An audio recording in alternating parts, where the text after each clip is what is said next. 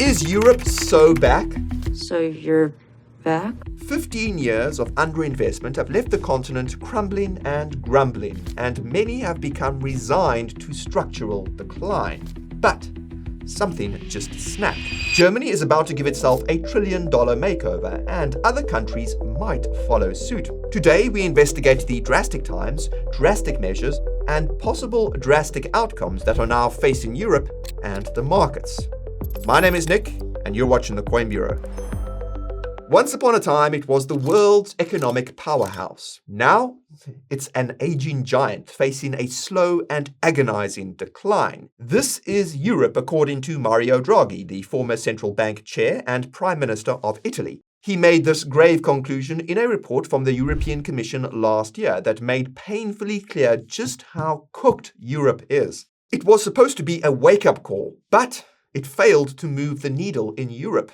To most, it was just another glum fact of life on the continent, like grey skies, bottle caps that can't be removed, and Eurovision. Hello, Eurovision! Can you believe it? The malaise Draghi described has been hanging over the continent ever since the great financial crisis of 2008. It is now an omni-crisis of decrepit infrastructure and crumbling public services, economic uncompetitiveness, poverty and inequality, demographic aging, and so on and so on. Many of Europe's crises stem from long-term underinvestment. After the crash of 2008, world leaders faced a choice between stimulus and austerity. You can spend your way out of a recession, or you can tell your people to tighten your belts, we can't afford nice things anymore. While the US chose stimulus, the EU focused on deficit reduction, and as Europe's largest economy and creditor, Germany led by example with the Schwarzer Null or Black Zero policy, which required the government to run balanced budgets. So, when a debt crisis unfolded in the Eurozone in 2010, the EU, in tandem with the IMF and ECB, was ready to strong-arm countries like Ireland, Greece, Portugal, Spain, and Cyprus, who were drowning under soaring debt costs, into accepting strict austerity as a condition for debt relief. They were force-fed spending and public sector wage cuts, tax hikes, labor market deregulation, and pensions reductions. This only deepened recessions across Europe, but Germany opposed debt relief, describing it as, quote, moral hazard to help countries it saw as irresponsible spenders. Now, 15 years after the Eurozone crisis, Europe's doubling down on austerity is recognized as an historic act of self-harm. It has left the continent economically and socially scarred and woefully inequipped for demographic aging and global competition. By 2023, the EU's share of global GDP had fallen to just 14%, down from 20% in 2000. Meanwhile, public investment in the EU is now half of that of the US and China, who fared much better in the wake of 2008. They spent their way out of the crisis and have now enjoyed strong economic growth basically ever since, and they now have a large lead over Europe in cutting-edge tech, energy, and defense. Now, speaking of defense, the armies of Western Europe are in a sorry state and ill-prepared to fight opponents who can fight back. As such, the last thing Europe needed after the pandemic was a new armed conflict on its border. Unfortunately, that's exactly what they got, with the Russia-Ukraine war now entering its fourth year. Among other consequences, the war ended the supply of cheap Russian gas that had kept European economies trundling along, and this caused a painful energy cost crisis in 2022. Germany chose to bail itself out by pouring 200 billion euros into energy subsidies, with no regard for the damage done to the internal market. It was accused of giving, quote, a big middle finger to the rest of Europe, straining relations with its neighbors at a moment when European unity was exceptionally urgent. If there was a silver lining to this cloud, it was that Europe could count on the Americans to help support Ukraine. It's a godsend having the world's most powerful military on side when your defense resources are being depleted in a faraway proxy war of attrition. 3 cheers for NATO then. No matter how crisis-struck Europe may be, there was no questioning the Transatlantic Security Alliance. This was a given, just as long as Kamala Harris won the 2024 presidential election. I mean, she was totally going to win, right? Well, this was the hope in Brussels last year, but it was not to be. Still, that was fine. I mean, Donald Trump may talk tough on NATO, but it survived his first administration all right. So after Trump's victory, optimists in Europe refocused on his transactional worldview. They reasoned that Trump doesn't hate his allies, he just wants to strong-arm them into making impressive-sounding concessions to the US. So if European governments have to cut deals and increase their own defense spending to get security reassurances from the White House, then so be it. But alas, this was not to be either. After Trump's inauguration, there was much uncertainty about the new administration's policies, straining diplomatic ties and causing chaos in global markets. The optimistic case was then downgraded to, okay, surely the uncertainty is the worst part.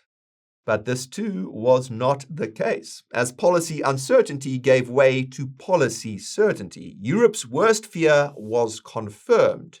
It's over. Washington wants to break up. Oh, sorry, I just had to take a break from that video to check the Coin Bureau deals page. You know, the one place you'll go to get exchange sign-up bonuses of up to $100,000 and trading fee discounts of up to 70%.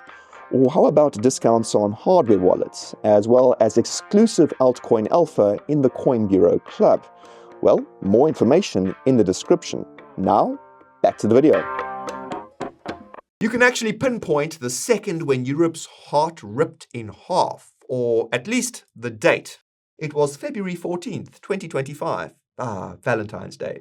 When the transatlantic lines fell apart after 80 years of post-war matrimony. And in the end, it was the vice president who broke the news. J.D. Vance was visiting Germany for the Munich Security Conference, where he was expected to speak about the war in Ukraine and address the differences of opinion between Washington and Europe. But Vance took the audience by surprise. He told European leaders that it was the culture war, not the Russia-Ukraine war, that they should be worried about. The audience heard that Europe faced no challenge more pressing than migration, which he described as, quote, the threat from within. The message was, it's not me, it's you who has ruined our relationship with your woke nonsense. I don't know if you are even worth defending anymore. Vance said there was, quote, a new sheriff in town, and, quote, there is nothing America can do for you, nor, for that matter, is there anything you can do for the American people who elected me and elected President Trump. Vance and his audience did not see eye to eye. To add insult to injury, he refused to meet German Chancellor Olaf Scholz during his visit and instead held a meeting with the leader of Germany's AfD party. This was a step too far for most of Germany's other political parties, which have bandied together to form a firewall aiming to shut off the AfD from participating in government. And this firewall has been a consequence across most of the political spectrum in Germany in the 12 years since the AfD was founded. Anyway, Vice President Vance met with the leader of this party instead of the Chancellor of Germany, and it sent a very clear message to the political mainstream throughout the EU, many of whose member states have also witnessed the rise of their own AfD equivalents.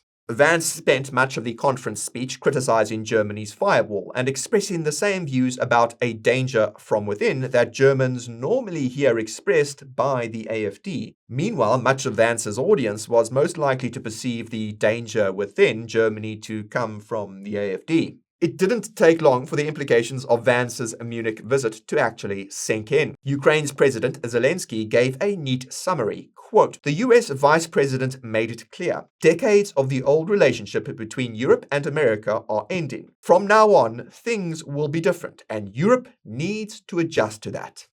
Zelensky's words ring true in light of J.D. Vance's growing influence in US foreign policy. Prior to Vance's visit, optimists in Europe had hoped that Trump's transactional worldview would enable the transatlantic alliance to remain intact in exchange for European governments spending more on defense. However, Vance had his own interpretation of the Trump policy agenda, and the Munich Security Conference speech suggested that he has been given leeway to fill in the blanks left by his boss. So, like Trump, Vance had a bone to pick with NATO, but in the vice president's case, it's not about money. For Vance, it's a matter of principle, namely the go woke and go broke principle. He's a culture warrior and cannot be appeased by European leaders flying out to the White House to kiss the ring in front of the TV cameras. Vance's foreign policy differences with the president were highlighted again when he, Defense Secretary Pete Hegseth, and other officials discussed top-secret war plans in a group chat that somehow also included the editor-in-chief of The Atlantic. Screenshots showed the men discussing President Trump's plan to bomb Yemen to, quote, send a message, which Vance described as a mistake because it would disproportionately benefit Europe by freeing up trade routes currently subject to blockade. Vance said, quote, I'm not sure the president is aware how inconsistent this is with the message on Europe right now. I just hate bailing Europe out again. Secretary of Defense Hegseth agreed, quote, I fully share your loathing of European freeloading. It's pathetic. It's now clear that President Trump's claim that the European Union was formed to, quote, screw the United States was not an off-the-cuff zinger, but Washington's new model of Atlanticism. In Europe, the message has been received loud and clear. NATO is cooked, and you can no longer depend on US support in the event of an armed conflict. Well, you know what they say, when life gives you lemons, you spend 600 billion euros on German rearmament. Or at least that's what Germany is now saying. In a dramatic break with Schwarzer Null orthodoxy, Germany has just passed a gargantuan stimulus that could see the government borrowing more than $1 trillion. And this was Germany's policy response to the newly estranged security relationship with the United States.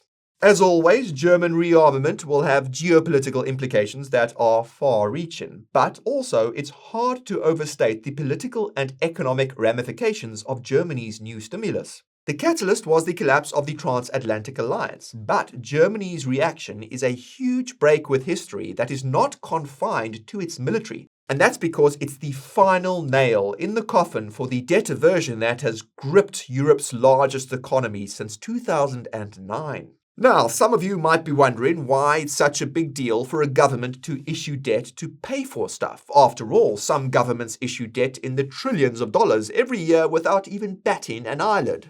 For many, an omni-crisis caused by years of structural underinvestment is a good enough reason to issue debt because, the solution to underinvestment is pretty straightforward. You simply invest, and if you need to borrow to do so, then so be it. But in Germany, large-scale borrowing was not only politically contentious, it was also unconstitutional. The Schwarzer Null policy was enshrined in the constitution and enforced at all levels of the government by something called the debt brake. The debt brake, or Schuldenbremse, is a relic of the 2009 coalition led by Angela Merkel, who decided that fiscal discipline was the correct reaction to the great financial crisis. For Germany's government at the time, it was not enough for their own government to don a financial straitjacket.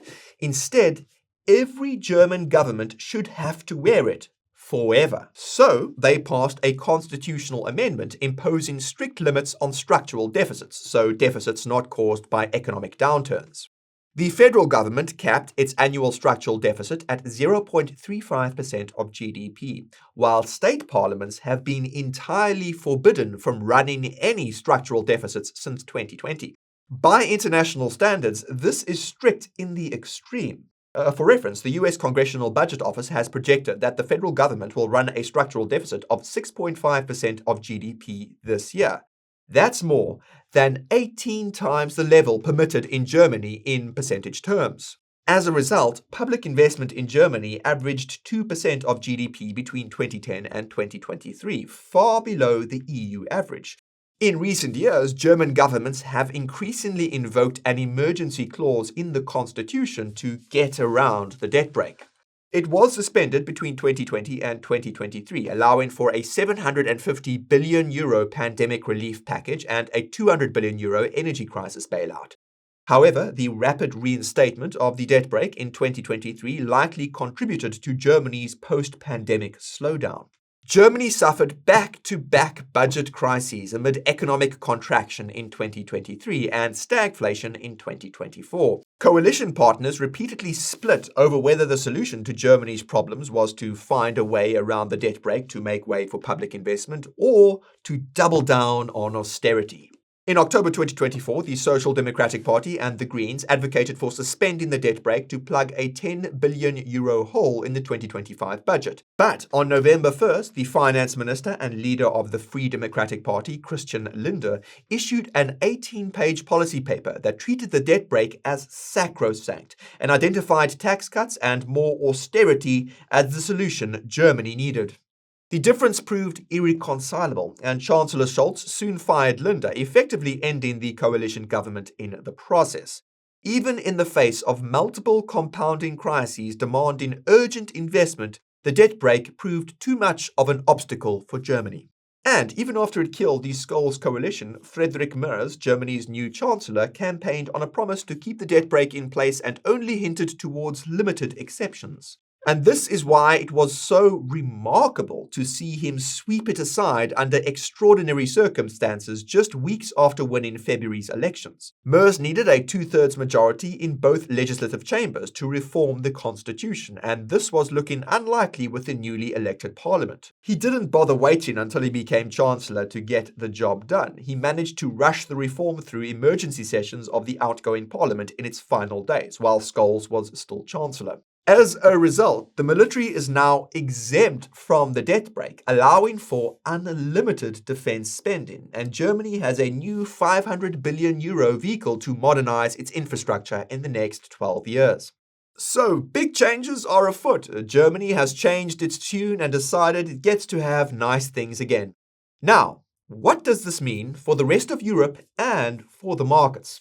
You'll recall that Germany led the EU, ECB, and IMF's charge to force-feed austerity down the throats of Europe's weaker economies in the 2010s. It also led by example, taking the moral high ground with its own debt brake and Schwarzer Null policy. But now that everyone has seen Germany dump its own straitjacket, some of these countries may want to follow suit, and they should face less friction in doing so.